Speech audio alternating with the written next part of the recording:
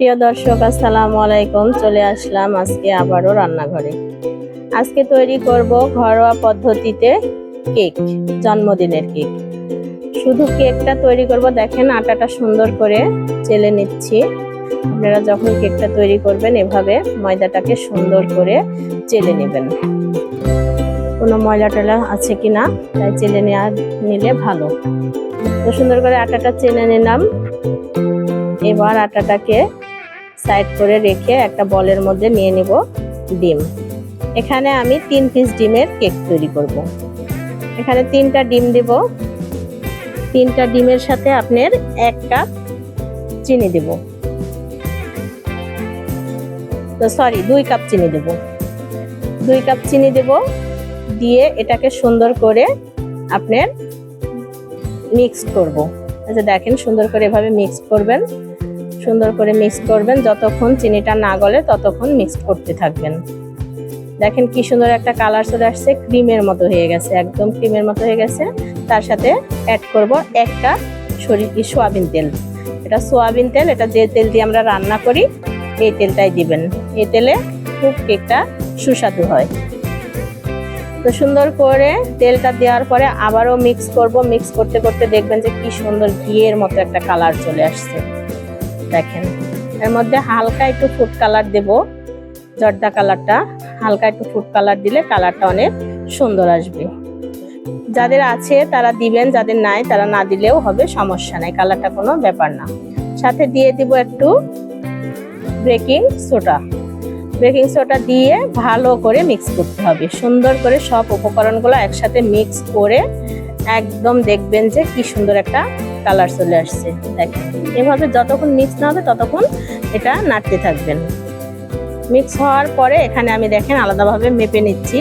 যে কাপ দিয়ে তেল দিলাম ওই কাপের 4 কাপ আটা। আটাগুলো একবারে ঢেলে দিবেন না, অল্প অল্প করে দিবেন আর মিক্স করবেন। অল্প অল্প করে দিবেন আর মিক্স করবেন। একবারে দিলে দলা পেকে যাবে, সেটা তখন কোনোভাবেই ভাঙা সম্ভব হবে না, ওটা নষ্ট হয়ে যাবে। অল্প অল্প করে আটাটা এভাবে ছিটাই ছিটাই দিবেন আর আস্তে আস্তে মিক্স করবেন। এভাবে করলে কেকটা খুব সুন্দর হবে, সফট হবে, তুলতুলে হবে। তো এবার আমি একটা বাটিতে দেখেন সুন্দর করে কাগজ কেটে পেরে নিছি। এবার দেখেন সুন্দর করে আমি মিক্স করা সব উপকরণগুলা ওটার মধ্যে ঢেলে দিলাম। তো দর্শক, এই যে আমি ময়দাগুলা সুন্দর করে সসপ্যানের ভিতর ঢেলে দিলাম। এখন এটা সুন্দর করে ঢেকে চুলার উপরে বসিয়ে দেব। কারেন্ট চলে যাওয়ার কারণে আমি যে চুলার উপরের যে চাপ দিয়ে বসে রাখছিলাম প্রায় 50 মিনিট। 50 মিনিট লো হিটে রেখে দিছিলাম। 50 মিনিট পরে দেখেন কি সুন্দর কেকটা ফুলে গেছে, কি সুন্দর হয়েছে, একদম সফট, একদম পারফেক্ট একটা কেক হয়ে গেছে। এটাতে আমি কোনো ক্রিম দেব না, ক্রিম দিয়ে আমি পছন্দ করি না, আমার বাচ্চারা পছন্দ করে, কিন্তু এখন আমার বাসাতে ক্রিম রেডি নাই। আমি এভাবেই এখন পরিবেশন করব। দেখেন কি সুন্দর হয়েছে, অসাধারণ। অল্প উপকরণ দিয়ে স্বাভাবিক একটা কেক বানাইলাম। দেখেন কি সুন্দর রেসপন্স হয়েছে, কি সুন্দর হয়েছে। তো দর্শক, কেকটা কেমন লাগতেছে, ভালো লাগলে অবশ্যই কমেন্ট করবেন আর আমার পেজটিকে ফলো দিয়ে আমার পাশে থাকবেন, লাইক করবেন, শেয়ার করবেন। আর সবাই ভালো থাকবেন, আমার জন্য দোয়া করবেন। সবাই বাসাতে এভাবে কেক তৈরি করে বাচ্চাদেরকে খাওয়াবেন, নিজেরা খাবেন। আর সুন্দর মজাদার কেক, এই কেক মেহমান আসলে মেহমানদেরকেও দিতে পারবেন, নিজেরাও খাইতে পারবেন। খুব ঝটপট তৈরি করা যায়, গ্যাসের চুলাতে, খড়ির চুলাতে ওটা তৈরি করা যায়। তো সবাই ভালো থাকবেন, সুস্থ থাকবেন, কমেন্ট করে জানাবেন আমার কেকটা আসলে কেমন হয়েছে।